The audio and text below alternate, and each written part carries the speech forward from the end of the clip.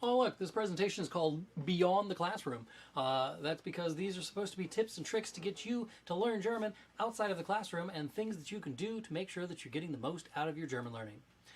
Today's stream is supposed to include a bunch of tips and tricks about learning outside of the classroom, of course. Then we're going to have the Q&A part, which is people from my YouTube comment sections as well as my email newsletter. Those people are going to get their questions answered. So I've already answered them in either comment form or in email form, but I'm going to answer them here as well so that you get the benefit of their questions without having to ask the questions. We're going to start off with goals. If you don't have them, you need to get some. First thing is long-term goals. Long-term goals are the ones that are like the pie in the sky, the thing that's at the end of the rainbow, the thing that I want to be able to do with all this German learning. What is that thing going to look like? Well, if you don't know, then you need to know so that you know which direction to point yourself.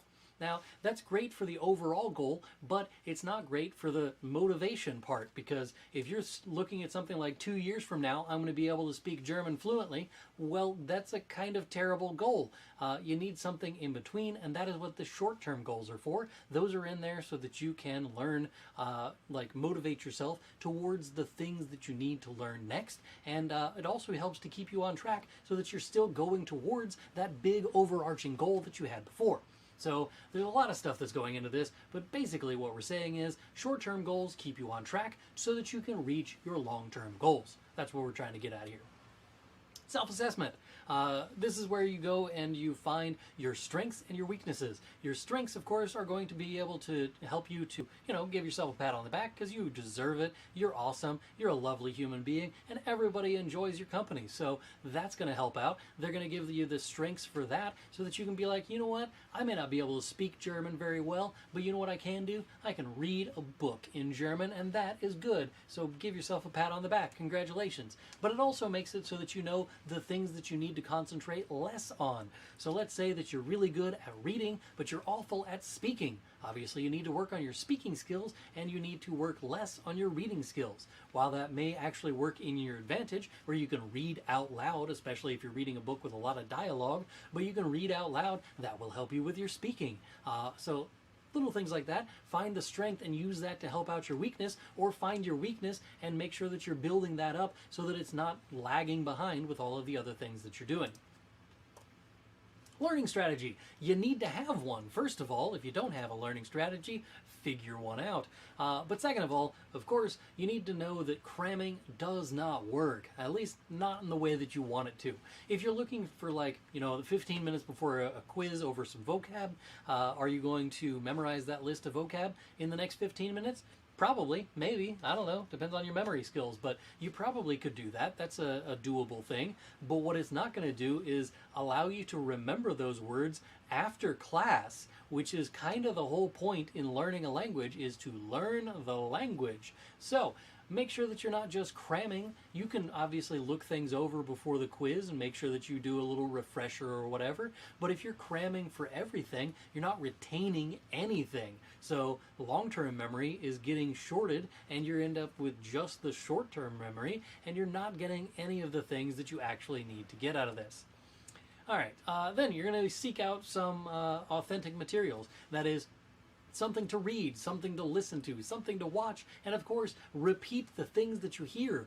That is, if you're reading a book and you find something that's super interesting in there, read it out loud so that you hear yourself say it, or write it on a little notepad somewhere so that you can remember it for later. It's not just reading the book, but it's what you do with the reading of the book that helps. Obviously, when you're listening to something, you're like, oh, hey, wait a minute, that guy in the podcast said something cool. What was that thing he said? You can rewind, find out what it was, and then, of course, you can find out more information about that thing that he just said, and then say it again for yourself so that you can practice your pronunciation. When you're watching things, do the same thing. It helps to just repeat the things that other people are saying so that you can emulate the people who are already speaking German at a level that you would like to achieve. The last thing on here is teaching yourself. It's a thing that my students absolutely despise, but it is something that really does help. So I may take my class here in the next week or two and say, okay, you guys get the perfect tense with regular verbs. These guys over here are going to have perfect tense with irregular verbs, and these guys over here, they're going to have the dative pronouns. That sounds super dandy and everything. They're going to go and review those topics with each other in their group, and then they're going to come to the front of the room and they're going to try and explain those topics to their fellow students. If you can explain it to others, you probably know it pretty well yourself, and you can probably then know that you can use those concepts in conversation, and you can probably use them the way that you need to for whatever it is that you had learning-wise. All right, a weekly schedule. This one's going to require me to do a little zoomy zoom in here. We're going to do a little zoom in so that we can see what the thing is that's actually on the weekly schedule.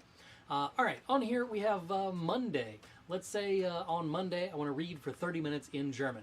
What I will do is I will read one chapter out of the book. And this may be one of those German readers that's only like 3 pages per chapter, which means you're not going to be reading for 30 minutes straight through the book. What you're going to do is instead you're going to read multiple times of the same information. So read it one time through. Just don't stop. Start at the top of the page, go to the bottom of the page, read through each page, and don't stop whatsoever for anything. See how much you understand. You'll be amazed. You actually probably understand more than you think. Then you're going to do a second reading. The second reading is going to be a lot of stopping and pausing. You're going to read through until you get to a word that you don't know, and you're not going to look that word up. No, that's not what you're doing here. You're going to read through that passage until you get to that word you don't know, and you're just going to write that word down. Then you're going to keep on reading. You're going to read a little bit further, you're going to find another word that you don't know, and you're going to write that word down too. Again, not looking it up yet. Once you have read the chapter again, if you got a nice list of vocab to look up, you're going to go to your dictionary app of choice. I use dict.cc if you want to use that one. But you can use a dictionary app of your choosing, and then you're going to look up all of the words that you want to learn from the list that you just made. Then you're going to read that same passage out of your book a third time. This time you're going to have your notes off to the side with your vocab list, and you're also going to have your book that you're reading. So you're going to read until you get to a word you don't know, and you'll be like, aha, I remember, I looked that up just a second ago, it's that word. And then you're going to keep on reading, and you get to another word you don't know, and you're like, wait a minute, I know I looked that word up, what was it again? Ah, yeah, it was that word. So you're going to do that over and over again until you get to the end of the chapter again. And then you're going to read it one more time. That would be the fourth reading. And you're going to read that the fourth time without any notes again and see what kind of progress you have made in the last 30 minutes. You'll be amazed. It actually works really, really well. All right, on Tuesday, you're going to watch a grammar lesson from yours truly, Herr Antrim. You're going to go to my YouTube channel, you're going to find something super cool, or you're going to go to the Deutschlerner Club and join those fine people over there and watch a video that has to do with grammar on there. You're going to watch that lesson and you're going to take some notes off to the side, and then when you're done, if you have access to it, you can do the worksheet that goes along with it. So let's say you did a lesson that's in this wonderful grammar book I got here. Well, it comes with, well, you can also get the workbook here, and the workbook has worksheets that go along with those things. So you can try those out, do the lesson on the beginning of it, take some notes, and then go through and do the worksheet that goes with it, and yeah, that's your practice for the day. Once we get through that, on Wednesday, you're going to go and you're going to check the answers to your worksheet, because obviously you don't want to do that all on the same day. You want to make sure that your long-term memory is getting the treatment that it really needs. So on Wednesday, you're going to go through the answer key that is provided for any worksheet that I make, and you're going to check your answers. If you're in the Deutschlerner Club, it's yet another fantastic perk that they have, and that is I have videos that explain all of the worksheets, and it's not just here's the answers, but here's why the answers are the answers and what you can do in the future to make sure that that information sticks with you. So Wednesday, we go through and check our grammar thing that we just did. On Thursday, this is the part where I'm going to have to switch this, move just a little bit up. There we go. So on Thursday, I'm just going to watch an Easy German video, which is from that YouTube channel, Easy German. They are fantastic. If you have not seen Kari over there, she is amazing, and everything that they do is gold. So you're just going to watch one of those lessons. You're going to write down a bunch of vocabulary. You're going to write down the vocabulary word and the phrase that it came in whenever you got to that sentence. It is a great way for you to learn lots of new words and phrases and ways to say things in German from native speakers. So great stuff all around. You're going to write down all of these words and phrases, and then you're going to put those into a flashcard app so that you can study on a different day. On Friday, what are we doing? We're going to watch a German film. This is mostly just me giving myself a dopamine hit. So I like watching films, I like watching German films, and whenever I do those things together, I can, imitate whatever the German person is saying, if that helps you. But it's also just a way for you to be immersed in the language for about an hour or two, maybe even 3. And then on Saturday of this week, we are going to go through and review all of the things that we learned so far that week. So Monday, Tuesday, Wednesday, Thursday, Friday, we learned a bunch of German stuff. And then on Saturday, we're going to try and bring it all back together so that it is all one thing. So I read some stuff out of this book. I did a grammar lesson with Herr Antrim, and then I did the easy German thing, and I watched a film. What does that all have to do with each other? Well, maybe the vocabulary you learned in the easy German lesson was a match for the things that you learned in your book that you were reading at the beginning of the week. And maybe those both use some grammar that was taught in the grammar lesson. And then maybe you can talk about the book that you're reading in German using the vocabulary and grammar that you learned. Maybe you can talk about your movie that you watched using the grammar and vocabulary that you learned that week. Lots of fun stuff that you can do with this, but basically this is an outline of what you could do as a lesson in German for that particular week. Again, this is a recommendation. It is not a mandate. You obviously don't have to do any of the things that I'm saying in this presentation.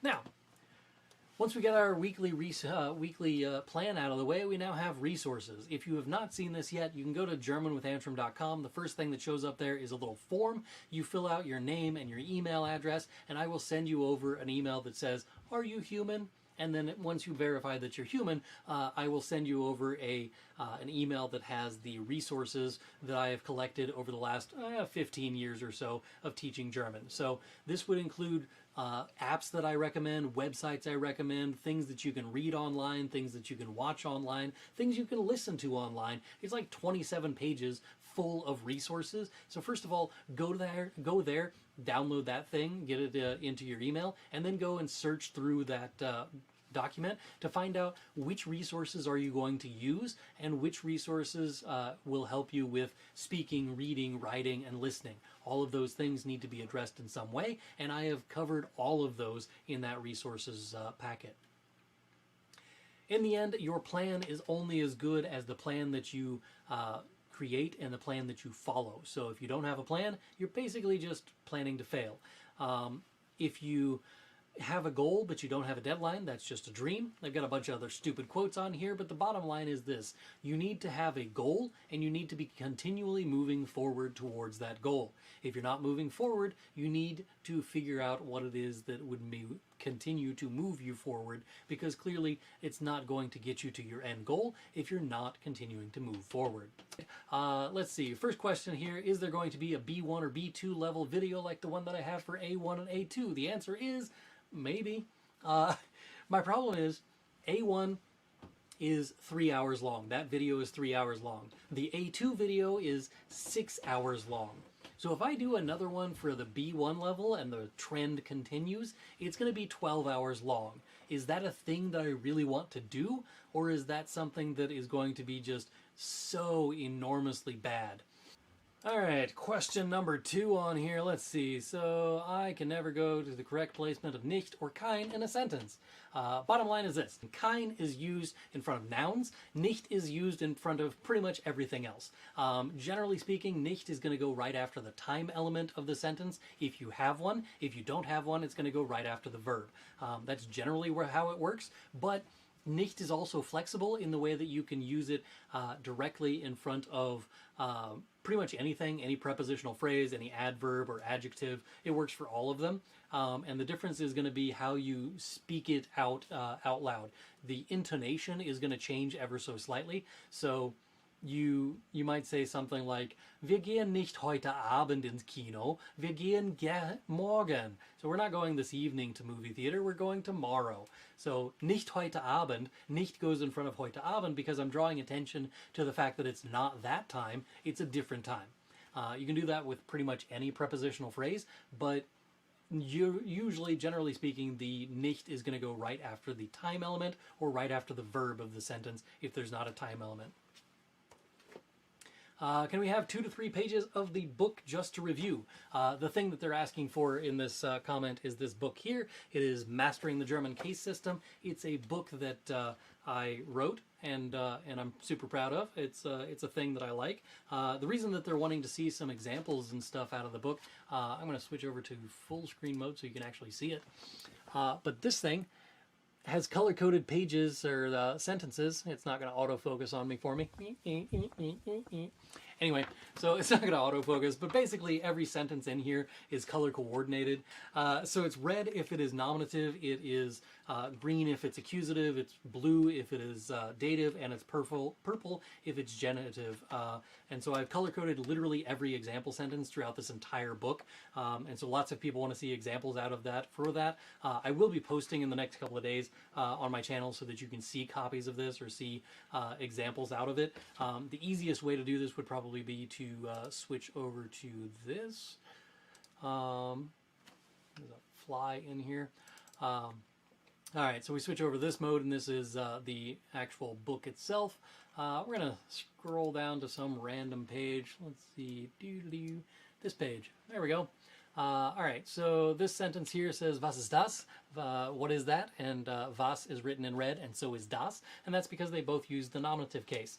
That's kind of boring. Let's go to... Here we go. This one says, der Teenager rebelliert wider den Vater, which is the teenager is rebelling against the father. Wieder is a accusative preposition, so that uses the accusative case here. And yeah, that's why it's written in green there. But yeah, there's a ton of example sentences in here. It goes through nominative case first, accusative case second, dative case after that, and then genitive case at the end, followed by a bunch of things that cover all of the different cases. So here's an example that uses lots of blue, and that's because this is the purple, or the this is the purple chapter. That's why it's blue. No, it is the dative case, and that's why it's got a lot of blue in there. But it says, wir gehen aus dem Haus. We are going out of the house und fahren von unserem Haus zu deinem Haus. And we're driving from our house to your house. All of those prepositions, aus, von, and zu, are using the dative case, and that's why they are all written in blue there. But yeah, there's a few examples out of this textbook that you can get. It's a fantastic book. I don't know. I personally think that it is great because, you know, I wrote it, so that's one of the things that happens. Oh, by the way, there's also a workbook that I created that goes with it so that you can do a thing out of the book and then, you know, try it out on the worksheets that are in the workbook.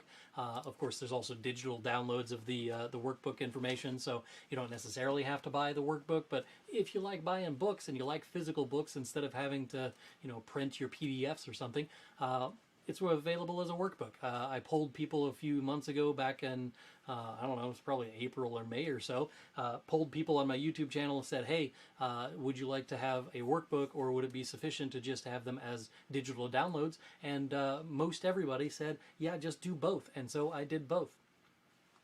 Können Sie mir Bücher empfehlen, reflexive Verben zu lernen?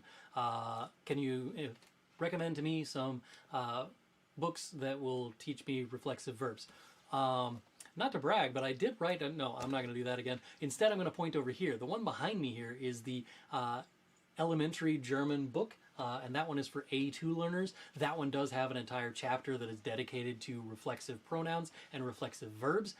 It goes into a lot more depth than what this book does. This book only does reflexive pronouns in relation to is this accusative or is this dative, but the underlying logic that goes along with that is much more in-depth than this book over here, which kind of makes sense considering it's 600 pages long. So that book over there goes into a lot of depth for that kind of thing, but honestly, you don't need a book for teaching you about reflexive verbs. You can just go and watch my YouTube videos about reflexive verbs. Just type in reflexive verbs, Herr Antrim, and you will find a ton of stuff that I have written about reflexive verbs and reflexive pronouns. Do you tutor online?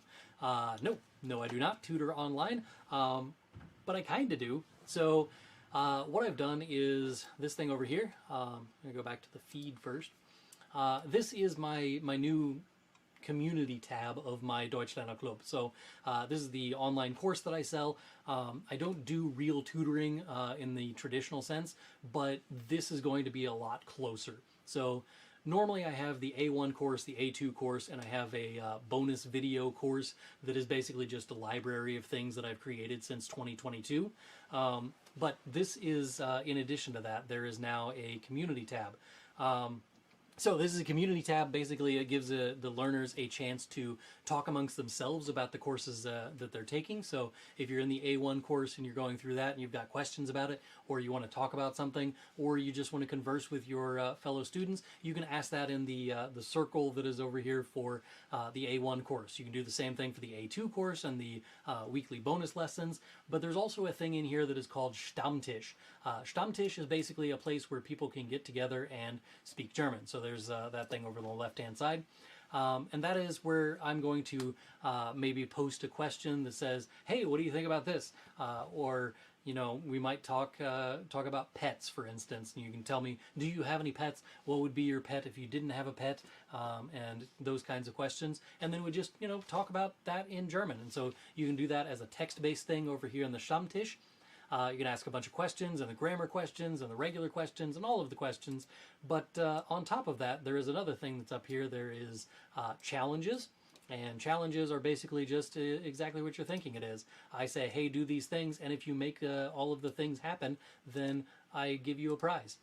Sometimes the prize may be like a one-on-one half-hour lesson with me, or it may be a digital copy of that book that I've been bragging about. It may be, you know, whatever it is that people are trying to get out of me. You get whatever prize, and I will probably actually put that up to the community and say, hey, what would you like as your prize? And give me some suggestions, and then those people can, you know, tell me their suggestions. There is another challenge that's already set up down here, and that's a daily notes challenge. And basically you just share what are your notes for your German lesson for today. It's kind of an accountability thing, showing me that yes, you have taken notes today and you did a German lesson today, but also it's a way of sharing knowledge with other people. So you can say, here's what I learned about German today, and then kind of do a mini lesson so that you can teach others, like I had mentioned earlier in the presentation, that you were supposed to be able to teach others, and that shows that you have mastered this topic as well. So I made that into a challenge. The one thing that is on here that is the thing that brought me to this topic to begin with is the meetups. And meetups are exactly what it sounds like. It is going to be an online meetup where we get to sit and converse in German. So this may be like an immersion thing on some weeks. It may be a grammar lesson on some weeks. It may be a Q&A, but it kind of will change up. The very first one is just going to be me speaking German with the people who are involved in the Deutschlerner Club, and they will have a chance to speak German themselves. I'll be able to tell them what they're doing in their German. I will give them feedback based on what they're saying, and we'll basically just kind of get to know each other a little bit more. And in the meetups, I plan on doing these as often as I possibly can. The first one is set up for the 20th, so if you join the Deutschlerner Club before the 20th of September, you can join us for that. But yeah, that's the closest you're going to get to me doing tutoring online. This book could be used for beginner, Heal. Yes, again, talking about this book, the Mastering German Cases, it does start with the nominative case and kind of work its way progressively through. So yes, it definitely would make sense for a beginner to use this. It would also make sense for a intermediate learner to use it, and pretty much anybody in between. But yeah, beginners works just fine. Außer is confusing. Yes, it is. Depending on the context of the word außer could be besides, as in like this person is going, but also this person is going. It could also mean except, as in like everybody else is going, but not this person. So depending on the context, it can mean both or either or whatever. And the answer is, how do you know which is which? Context. It's one of those things that's kind of irritating about the German language, that it doesn't it doesn't have any real tangible way for you to tell except for the context. So if I say außer meinem Vater kommt auch noch meine Mutter zum Spiel. So besides my father, my mother is also coming to the game. That would mean like my father is coming as well as my mother. But let's say we phrase it as a group that is involved. So, außer meinem Vater kommt meine ganze Familie zum Spiel. So that could be interpreted either way. That's besides my father, my entire family is coming to the game, meaning like my father and my whole family. Or it could be interpreted as everybody in my family except my father is coming to the game. And the context is what makes the difference here. So, I don't know. It's an irritating preposition, and I understand the frustration there. All right, this person asked a question that I answered in text. Would you stop? There we go. Trying to move my face out of the way of the text. But basically, this person asked a question that says, I tried A1 and A2, I learned all of the things, and then I forgot all of the things. What do I do about this? How do I not keep going back to square one? And the answer is, this person seems to have this idea that you are done learning German at some point, which is not a thing. You never stop learning a language. I'm still learning English, and because of that, it seems counterintuitive for me to think that I would ever stop learning German.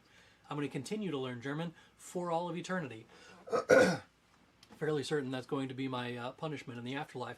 But basically, you are going to learn German and continue to learn German. And then when you're done with that lesson, you're just going to keep on learning German. So that's problem number one with the way that this email was sent to me. But the second thing is, if you're forgetting everything after a short period of time, did you really ever commit that information to your long-term memory? Or did you just cram the information into your brain as fast as possible and then go and take the A2 exam?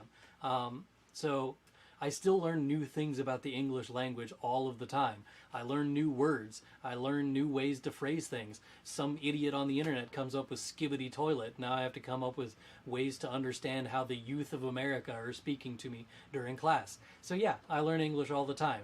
It may be a dumb English where they're talking about Riz and stuff, but I understand it because I have to learn with the new language that's evolving.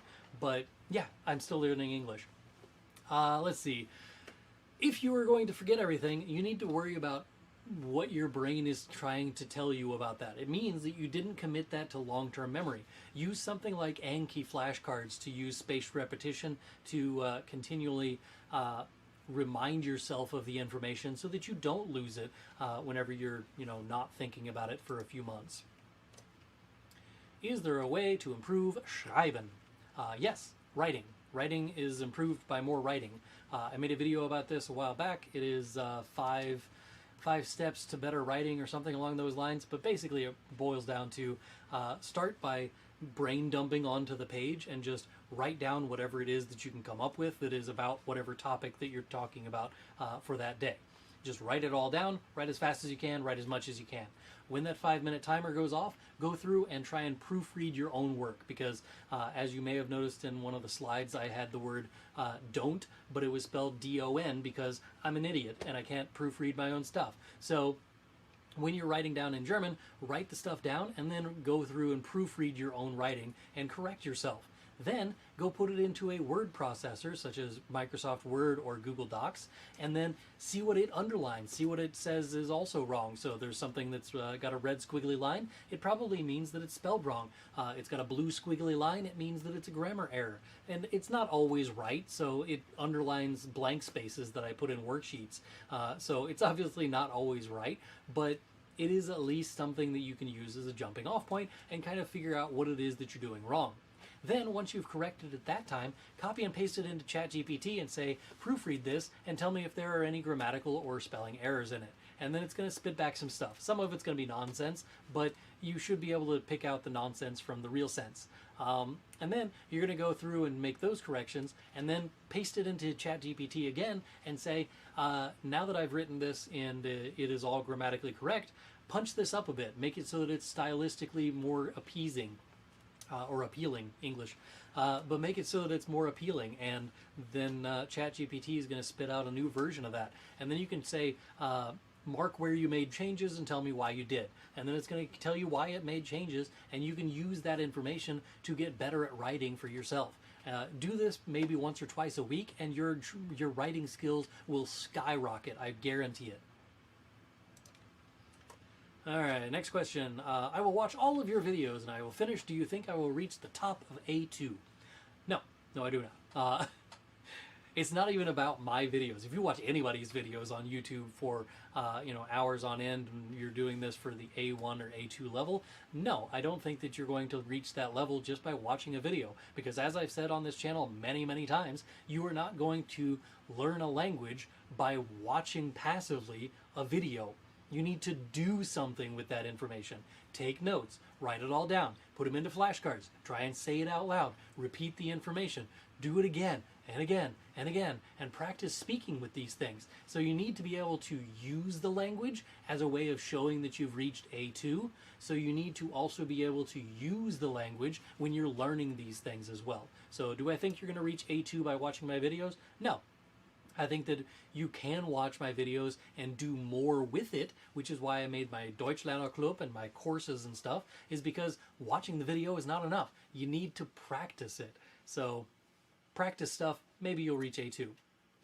All right, I've got a slide on here about my Deutschlerner Club. I mentioned before, it's got 3 courses in it. It's got the A1 course, the A2 course, and the library of content since December of 2022. It's got the community on there where you can talk to other German learners and also talk to me. And of course, it's also got live lessons and the meetups where we can get together and talk in German about all of the things. Danke, that's the end. That's the presentation. That's what I've got. I'm going to switch over here to the camera mode so that I can answer some questions out of the live chat, because I've been trying to squint at it, and my camera that I'm using to do the live stream is in the way of me being able to see the screen where I need to read it's over here. That's where the live chat is, and I can't see it through the cable. So now I put it over here. Maybe I can read it on this side. We'll see. Let's see. I have a question, which is, after I finish A1 with 2 books, Menschen and Tangam, in 2 different courses while I am free, only to learn German daily, after starting A2, found that I become demotivated. Yes, the motivation thing. Easiest way to get motivated in German is to find a success that you can show yourself. So it's not about, passing some exam or whatever. That's a lame thing to show yourself. But like, you read a thing out of a book and you're like, wow, I read this thing out of the book and I understood the thing out of the book in German, and it's something to be proud of. Or let's say you watched a movie in German and you understood like 75% of it. That's a pretty good achievement to say. So, another good sign. Let's see, what else we got here? Do you have a C1 course? Nope. Only got the A1 and A2 courses at the moment, and then the weekly lessons have been mostly working on the B1 level, but it's not an actual like fully fledged course at this point. I study around 8 hours a day. That seems a little excessive, and left everything all of a sudden and just want to play on my laptop rather than studying German. How can I get rid of this and get back on track? Aha, I see what we're saying. We're not saying I'm sitting here for 8 hours a day learning German. We're saying like I go to school for 8 hours a day and then I come home and I want to learn German, but it's just not motivating. I think you're looking at German learning in the wrong light. You don't need to, go watch a grammar lesson. Don't watch my videos. My videos are boring. But don't watch boring stuff whenever you're getting home from a day of going to school for 8 hours. You need to instead find something that is fun and German. So combine those 2 things. I had a game on my phone forever that was I don't know, it was Hero Tales or something like that, but you can switch it into German mode, and then all of the dialogues that the characters have with each other, they all are in German. And that's a way to learn German, but you're just playing a video game. So is it really learning German? The answer is yes, because if you don't understand the dialogues, you won't know where the characters are telling you to go. So you need to be able to understand the German part of it. And it's more motivating to play a video game than it is to sit here and watch one of my videos, for instance. Same thing for people who really enjoy reading books. Find a book in German that you enjoy. If you don't like reading, it's because you haven't found the right book yet. And if you haven't found them yet, there's Angelika Bohn, it makes some fantastic books, and Andre Klein makes some fantastic books. Both of them are on my recommended list for German authors, so check them out.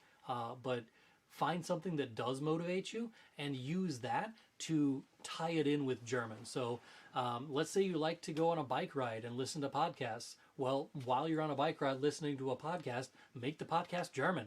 Why would you listen to an English podcast? So motivation has to do with what you're doing, but not why you're doing it. And those two things can be tweaked. So you like playing video games, play a video game that also includes German. You like reading books, read a book in German. You like listening to podcasts about, technology, listen to a podcast about technology in German. It's just finding something to motivate you and then making that motivation thing, do it in German. Let's see. You need to turn on Do Not Disturb. You need to turn on Do Not Disturb. What are we talking about? Oh, the motivation thing. No, that's not helpful. It's it's removing one distraction out of the entire sea of distractions. That's not helpful. Are the prizes monetary? Nope, already answered that one. Wait, aren't you a native English speaker? Why are you learning English? I addressed that one. But it does help putting the video in the background while sleeping in addition to active learning. No, that's a myth. That's a dumb thing. So there are countless ones. If you type into YouTube, learn German while sleeping, first of all, you will get a ton of results. And those results are all like 8-hour-long videos that are all like listen and repeat kind of things in German. The science does not back this up. Like, there has been research into this theory. It does not work. What does work is listening to something in German directly before you go to bed. So let's say you're listening to that thing that is the Learn German while you're sleeping. If you're listening to it right before you go to sleep, you will learn German before you go to sleep. And you actually retain that information more than whenever you learn German any other time of the day. Because your brain then goes to sleep, and when it goes to sleep, it processes all of that information, and then you retain it for later use. So while it is true that you can't actually learn while sleeping, you can learn just before you fall asleep, and that is helpful. So passive learning is stupid. It's not a thing. No one in the history of mankind has passively learned literally anything. You have actively listened to something. You have actively learned something every time. And whenever somebody says that they passively learned this thing, they're lying. They just are lying. It's not a thing. Do you plan to make a C1 course? No, not really, actually. I think C1 and C2 are levels that are attained whenever you are immersing yourself in the language so much that it just washes over you, so that you are forcing yourself to only speak that language. So your phone's in German, your podcasts and videos and movies and TV shows and music that you listen to, all of it is in German. And you are just consuming so much German that your consumption becomes your production. And I don't think that C1 and C2 level courses are a thing that actually should happen. I'm old and stubborn, and I just don't feel like they are a thing that should happen. Anyway, I was about to sign off. I almost said that I was leaving, and that's what I'm doing right now, because my dog is over here barking, trying to get out of the house, and I'm going to do that before she pees on my floor. So, yeah. In the meantime, there is this thing. It's Mastering the German Case System with Herr Antrim. That's me.